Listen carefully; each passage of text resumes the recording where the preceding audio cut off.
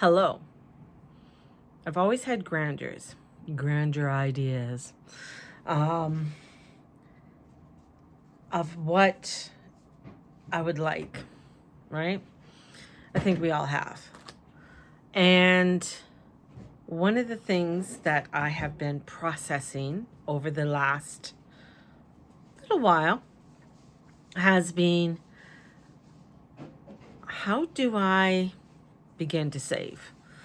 Now, it's not a new concept at all, and it's nothing that hasn't been written about before. But what I feel is that at this time, for me, it's not a get rich scheme, but it's what happens to an ordinary woman, I guess. Ordinary woman. What a concept. Anyways, an ordinary woman at the age of 62 who has zero savings, no assets, except my one ass that I'm sitting on now. And how can I create some abundance?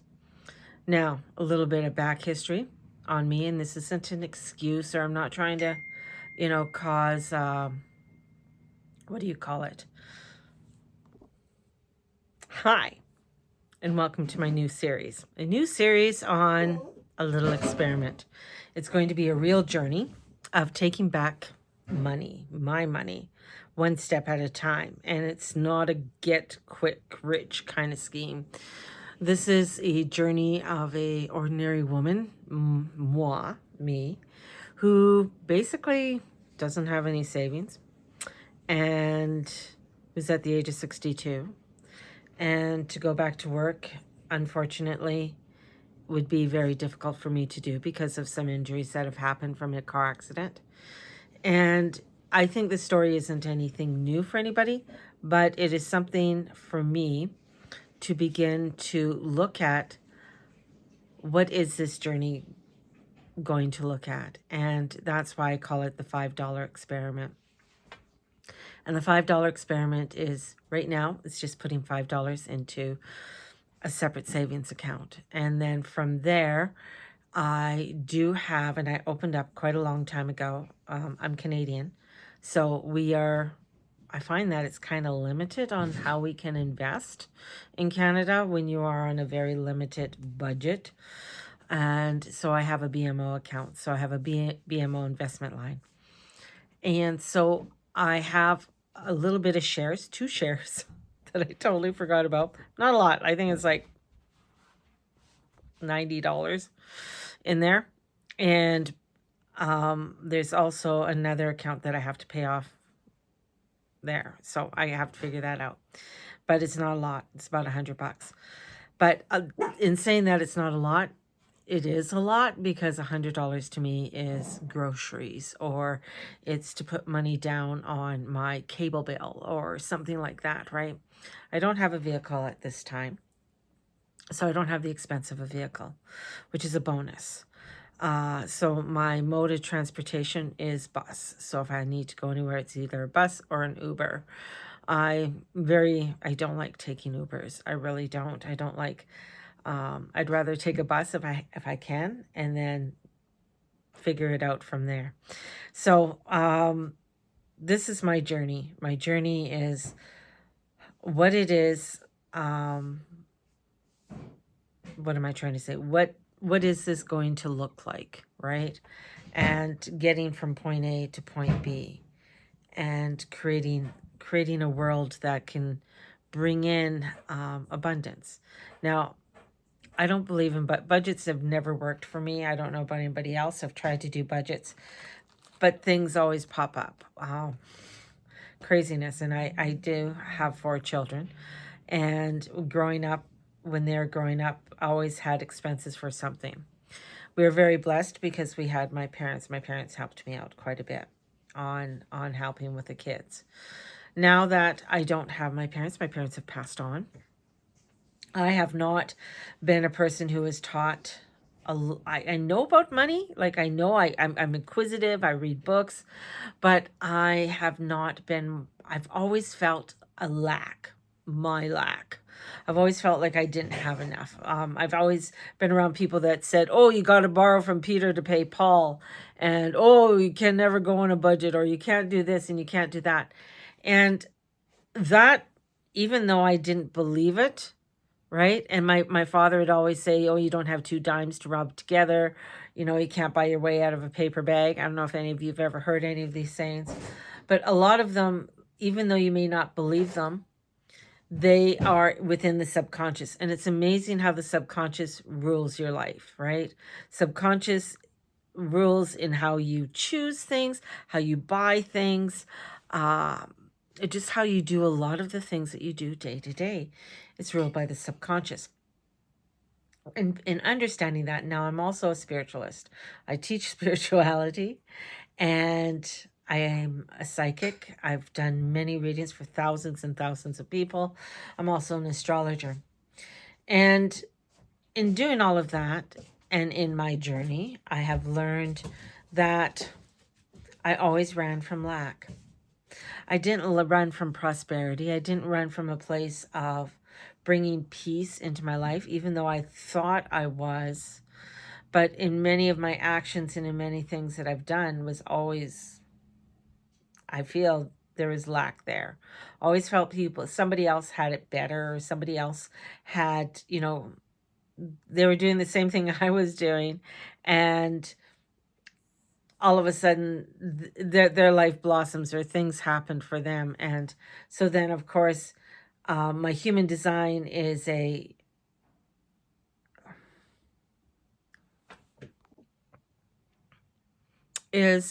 emotional projector.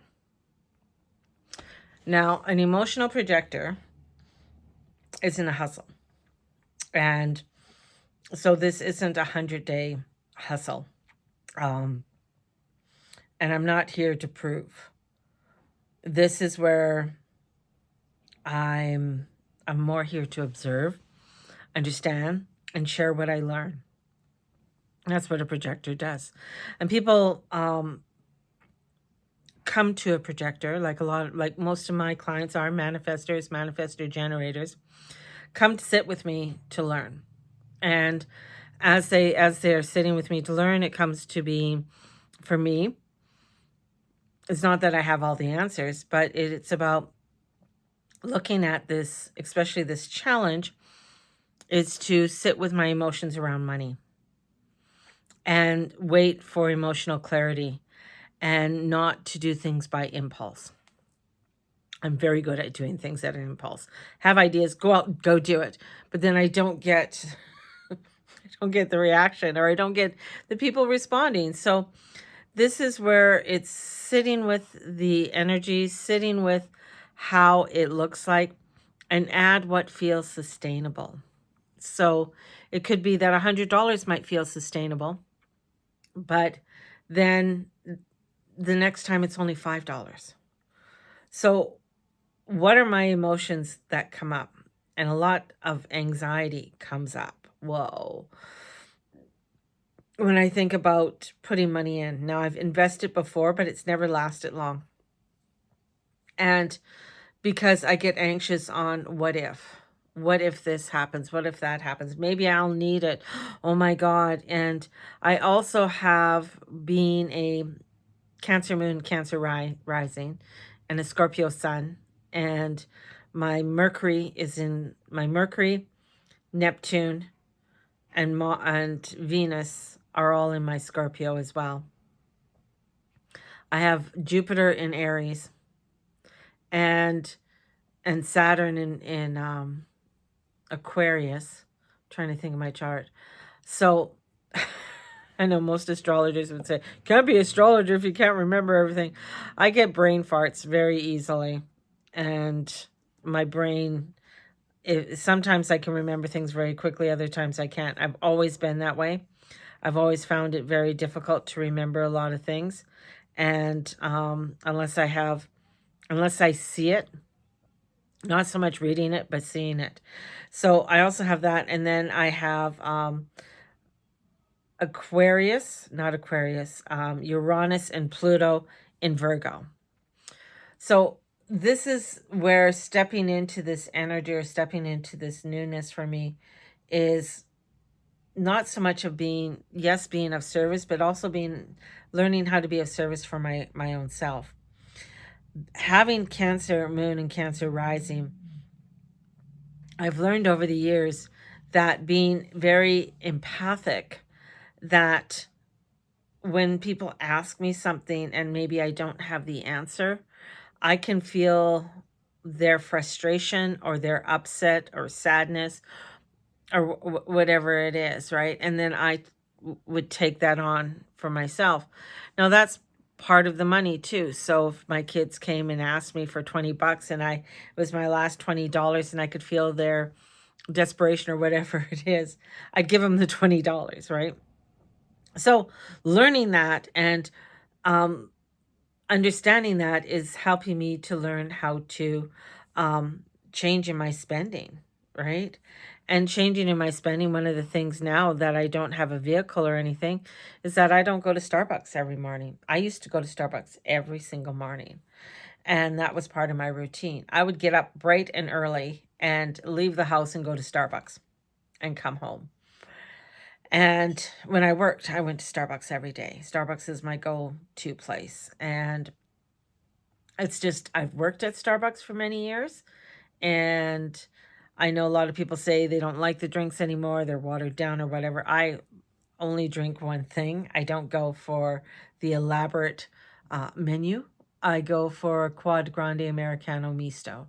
So 4 shots of espresso with water and steamed milk. That's my go-to. Now I have a percolator. I love a percolator. If you don't know what a percolator is, go Google. Or a French press. And that's what I make coffee every day here. And then I have a machine, an espresso machine I found in the dumpster.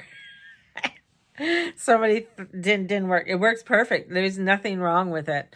So I use that to steam my milk. So if I could dumpster dive, I would definitely do more dumpster diving. But it's changing my spending and changing in the way I do things, and even thrifting. I love to go to thrift stores. Now that I don't have a vehicle, I don't go to thrift stores as much because of getting around and things like that. But it's still one of the things that I enjoy.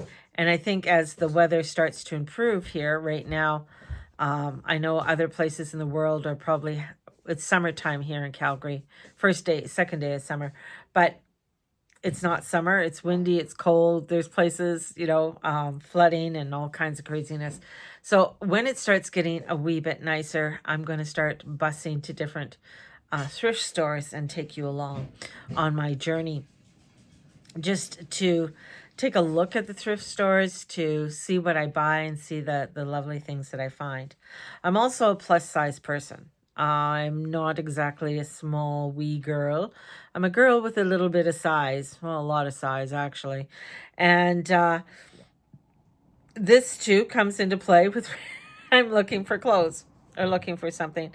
And one thing I can say about buying used clothes is, one, they've already been washed, so they're not going to shrink anymore.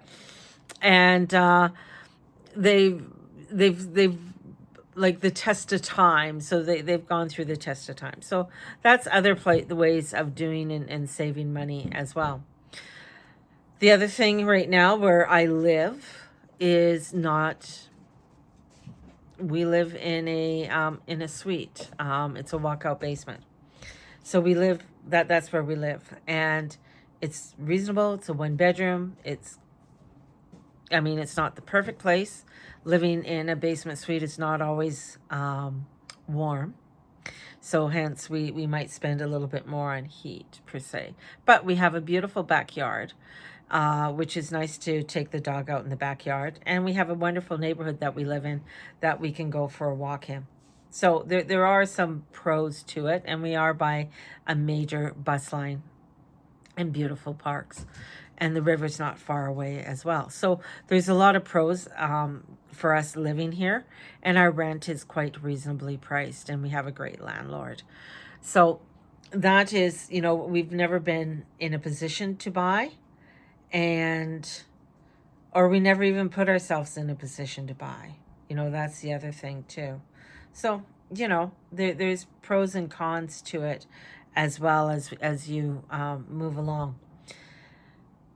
So right now, this is day 1 of the journey, and I put $5 aside in a savings account, not a government savings account, not in the government one, but in just a regular savings account where I still have access to it, and it doesn't cost me to utilize it if I need to take that money and put it back into my checking account. So that's the other thing. So that's very, very helpful. Doing that wasn't too scary. But how do I feel about my future? Scared, terrified, actually. And that's because there is no money. Like we have no savings. And so that really scares me in the world we live in today. There's nobody that I could fall back on and say, hey, can you bail me out, kind of thing. And we don't have insurance. I've never believed in insurance. So I have not bought into any life insurance or anything along that line. So that's the other thing. I mean, if I do die, there's my husband will definitely be doing a GoFundMe